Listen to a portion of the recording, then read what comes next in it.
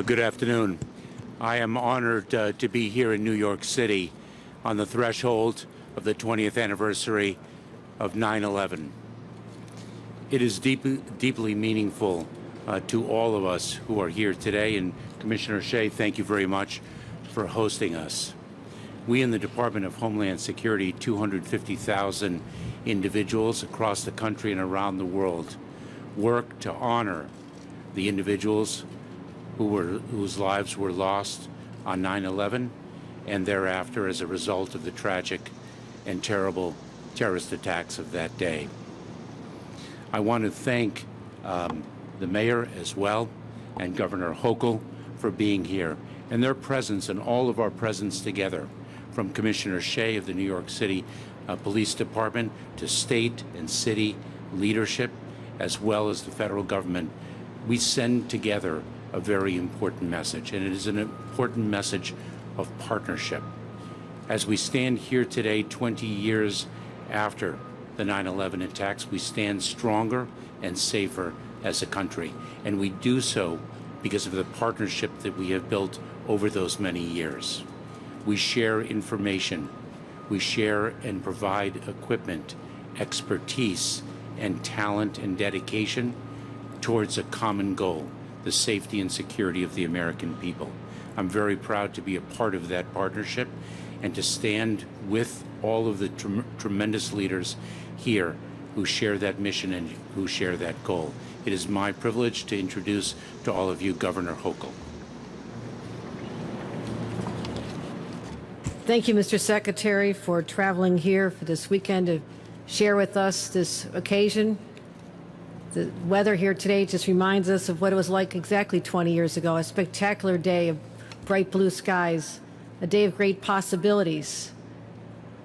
And we all know what happened when the terrorists decided to threaten New York City, because we are the beacon of freedom. We are the place that has the Statue of Liberty in our harbor. So we continue to be a threat to all freedom-hating individuals around the world, and we're aware of that. And that is why your presence here today signals the cooperation which has been ongoing for years and years. And I thank you for your leadership, as well as the leadership of the entire Obama administration. I'm also here to lend support to our mayor's efforts and the incredible NYPD, and to let them know that we are ushering in a new era of collaboration.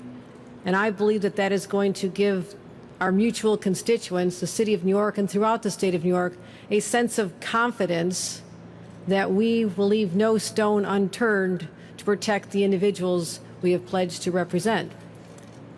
So it was important that I come here in person to thank the leadership, to thank commissioners, the individuals who are working round the clock to identify and potentially thwart any threats that could be, perhaps because we're a vulnerable weekend. We have identified this as a vulnerable weekend. But I stand here after having a very detailed briefing, and I thank the analysts and the individuals. Again, they work unseen heroes. They are in buildings like these all over in cooperation with our state police and our state resources to make sure that people can sleep better tonight and the next night and the next night. That's what this is all about. I just want to alert New Yorkers, you will see increased presence. We've deployed more resources for the Port Authority, the MTA. You'll see more people. You'll see individuals with long arms. You'll see them looking a little bit militarized. But the idea is to let anyone know that you mess with New York, there'll be consequences. And I want to let them know that we feel very confident at this very moment, after assessing our threats, that we'll be able to handle the events of this weekend and welcome people from around the world to come to this place of reflection, to think about what it means and how New York came back after that horrific day, those horrific events. 20 years later, we never forget, but we go forth into the future, steeled in the conviction that, yes, we were knocked down, but we are never out. Whether it's a terrorist attack, whether it's the pandemic, don't bet against New Yorkers. And Mayor de Blasio, I thank you for the leadership you continue to show, the partnership, the hand you've reached out to me since the infancy of my administration, which is now 2.5 weeks old. And I know there's much more we can do together. So thank you, and to your incredible team. Thank you so much, Governor. Governor, you're right that this time of year, all of us who live through this, we see a beautiful September morning and we feel that pull at our hearts. And we all remember that morning. You're right, it started with promise. And then our world's changed and so many were lost. And I at this moment, I'm feeling those who were lost. I remember in the hours and days after, every neighborhood, my neighborhood in Brooklyn, a firefighter lived just walking distance from me who I knew lost that day, who had gone back into work even though his shift was over because he wanted to save lives. We lost the daughter of my son's pre-K teacher at a school in our neighborhood. We lost the son of one of the union leaders who I worked with closely in the fire department. We lost so many people. It's personal for us. And 20 years later, we feel it just as sharply, which is why we are resolved. We say never again. We're resolved to ensure that terrorists never can perpetrate such an act in this city again, which is why in the months and years after 9/11, this city took it upon ourselves to protect ourselves and built up an extraordinary counterterrorism capacity. But what was really necessary was the partnership the governor talks about, and that also developed, especially in recent years, with our federal and state partners, and that has made a profound difference. So, Mr. Secretary, thank you. Your partnership and the partnership of all federal agencies is one of the reasons we are safe. Governor, thank you. Your leadership and your agencies working seamlessly with the NYPD. And I want to affirm at this hour, the most important thing I can say to all New Yorkers, there are no specific and credible threats directed against New York City at this time. And the NYPD is watching, not daily, not hourly, minute by minute, with extraordinary intelligence gathering and counterterrorism capacity, which we have built up in recent years, because even though it's 20 years later, we see threats all over this world directed at us.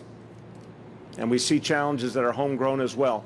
So we are watching, the NYPD is watching constantly. And I would say to anyone who's concerned about striking the right balance, we all want to strike that balance in our society to make sure our rights, our liberties are protected at all times. But we also have a mission to protect the lives of every single New Yorker, and the threats are real. They are real and they are consistent, which is why we have to be vigilant. So I'll turn to Commissioner Shea in a moment, but just I want everyone to understand. You will see, the governor is exactly right. You're going to see a lot of presence, but not just at Ground Zero. I want to emphasize this to everyone who is listening. You're going to see presence all over the city. We do not regard Ground Zero as the only potential target tomorrow. We are going to protect the entire city. Again, no specific and credible threats directed against New York City at this time. Massive resources will be deployed to protect all New Yorkers and our visitors. And we are watching constantly. We've learned some powerful and painful lessons. But one thing I want to say as I introduce Commissioner Shea is the NYPD has shown us time and time again its amazing ability to protect New Yorkers, to sense where the danger is, to get there first, to stop the threats before they happen. And I want to thank all the men and women of the NYPD for what they have done for all of us. This is a day to remember their immense contributions. With that, Commissioner Shea. Thank you, Mr. Mayor. And you took my opening line a couple times, and that is correct. There are no specific and credible threats to New York City. But we also understand the time that we're living in, and I join the mayor in thanking the governor and thanking the secretary for coming here and lending support, and to stand united that we will do everything possible to protect New Yorkers. And that's really the most important message of the day. Men and women of the police department will be out there not just this weekend, but every day. And that goes from the analysts, such as the brilliant analyst that just gave us a presentation upstairs, but to the civilian members of this department, to the police officer on the beat, whether it's at Ground Zero or Brownsville, Brooklyn, and certainly our counterterrorism assets. So we will be out there not just today, not just this weekend, but every day to make sure that New Yorkers are safe. The message is, it's a beautiful weekend. Come out, enjoy. And I'll leave you with this. We have a saying in the police department to never forget. It's hard to believe that it's been almost 20 years from that day. I can tell you that it would be impossible to forget. We're reminded of every time we walk out the front door of this building, when we see a plaque on the wall. We're reminded of it every single day when we think of our 23 heroes that passed away that day and the hundreds that have passed away since. If anything, that strengthens our resolve. So please keep them and their families in your thoughts and prayers. God bless America. Thank you. Thank you. We're going to take a few questions. Bill Neidhart's going to call on folks. Nicole, We got to be able to see you, Nicole. Tell us about some of the changes as far as securing major events. Well, there's certainly a lot of events going on, Nicole. As you know, we have the Mets are going to beat the Yankees tonight at Citi Field, first and foremost. We have a little tennis tournament going on at the U.S. Open. We have the sacred ceremonies that are going to take place, not just at Ground Zero, but all over. We have a very resilient and strong counterterrorism overlay that is, I'm not going to get into the numbers, but I think we all know it is thousands of uniformed and civilian members overlaid with bomb detection, overlaid with long guns, as the governor said, and that should reassure people, not alarm people. We're going to have bomb detection in our vapor weight dogs and many, many other things. The message is clear. New York is safe. Come out and enjoy the sights. But as always, this is a shared responsibility, and we've said that 100 times, whether it's about counterterrorism or whether it's about just general quality of life or crime. So if you see something, this is a team effort, and it's been touched on many times today. This isn't about the NYPD. It's the New York City Police Department. It's the New York State Police. It's our federal partners. It's our local partners. But most importantly, it's about you, anyone watching this. And we need anyone that has any information or sees something out of the ordinary. You're right. It probably is nothing. Call us and let the experts verify and vet that. Can you guarantee the security of the city? I'm sorry? Can you guarantee? I absolutely guarantee the safety of the city tomorrow. Come out and enjoy New York. It's the greatest city in the world. Any areas people should avoid, and also Department of Homeland Security was talking about sharing equipment. What equipment, if you can get into that? I'm not going to get into specifics, but we cannot do this alone. So whether it's support and grants from the federal government, whether it's communications and the information that flows, and it's not just about the federal government. If you think of all the incredible task forces and men and women that we have, uniform and civilian, our Joint Terrorism Task Force, which is comprised of multiple local, state, and federal partners. It's that collaboration that goes on behind the scenes. You know, we don't gear up for September 11th, the week of September 1st and on.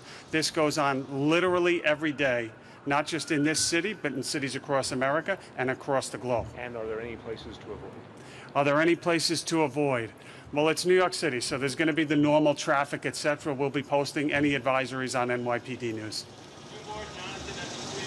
Secretary Mayorkas heard the Commission say that no new specific threats, but certainly the events overseas appear to have raised the specter of an inspirational lone actor attack here or elsewhere. Can you give us your assessment of the nature of the threat we are now facing, and is it increased as a result of what's happening?